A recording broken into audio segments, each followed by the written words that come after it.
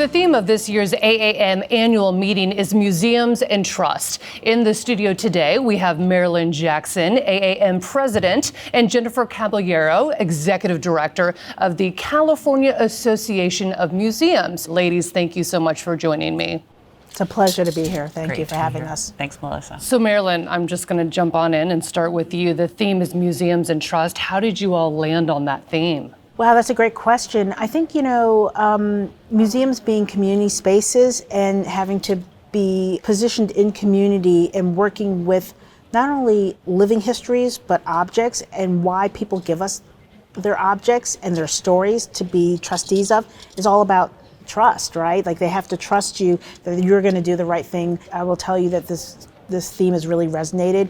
We had a record-breaking 660 session proposals submitted. I mean, we could only host about 200, so that tells you how much our industry, our sector, wanted to talk about museums and trust. Absolutely. And Jennifer, why do you think the public has given so much trust to museums? Is it a given? Did you earn it? I think the foundation of a lot of museums is when communities come together and they want to do something collectively. And that's that foundational trust of people who know each other. And it grows and grows and grows from that, no matter what the collection is, whether it's children's museum type objects and play places for people to connect, or beautiful art pieces that people want to make sure that the proper kind of stewardship is happening and the appreciation grows in the community. So it's founded in people's interest in coming together and appreciating something. Now, how do you maintain the trust that you already have? I think it's through community conversation and bringing the community into your spaces and sharing with them not only what we do as institutions and museums, but also listening to them and bringing their voice into the museum. And I think that's what museums have gotten much better at doing, is that community collaboration. The first museum on record was opened in Charleston, South Carolina, and they just collected stuff. And they didn't share it with the public. And then there was a turning point where they said, it's our role to actually share this with the public and tell the stories and present the information and the facts. And that's been the tradition of museums over 200 years.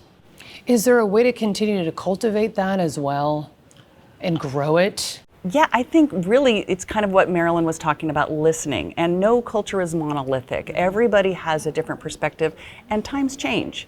And sometimes we need to be more introspective and looking at what it is that we want to do in a community and making plans to evolve our museums and the things that they present. And what would your advice be to others who are trying to maintain or even further develop that trust with the public? I think offering a seat at the table, having those conversations, making sure that it's all human-centered, not object-centered. There's a lot of buzzwords in the museum world, but certainly those are ones that everybody can relate to and can understand. And museums have an accountability to their communities, no matter what it is that they're pulling together and presenting. The other thing I would add is that, museum practice is about showing real objects. Showing the source material, showing the real letters, the real communications, the real conversations that actually happened, and letting people come and make their own decisions about a moment in history, and so that they're not hearing it through somebody else's lens. They're actually getting to see the real letters, right, that were shared, or the real communications, and that is, again, a central part of what museums do. I love that. Let the material speak for itself. That's right. I was just going to say, the authenticity of materials in museums is something that we really kind of need to make sure in an era where, technology can kind of fake us out before we know what we're looking at. We need our museums to remain authentic. So federal agencies seem to be defunding museums and really impacting your industry. I would assume advocacy plays a critical role. How are you dealing with that? How do you move forward? Yeah, so what's been going on, the museum field has lost hundreds of millions of dollars from federal agencies, not just IMLS, which is the Institute of Museums and Library Services, but also National Science Foundation, the Department of Agriculture, NOAA, and it's having a huge impact on the field. museums are not able to put on exhibitions, they're losing staff.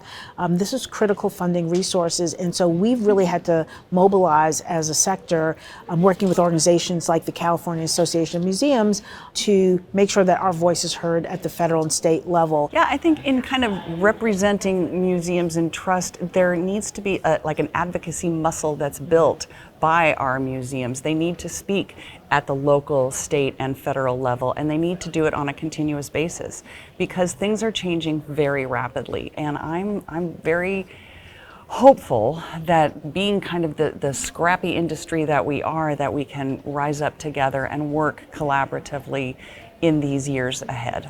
And what a wonderful place and venue, AAM, to continue to further that. Yeah, thank you so much for joining me. Thanks, Melissa. Thank you.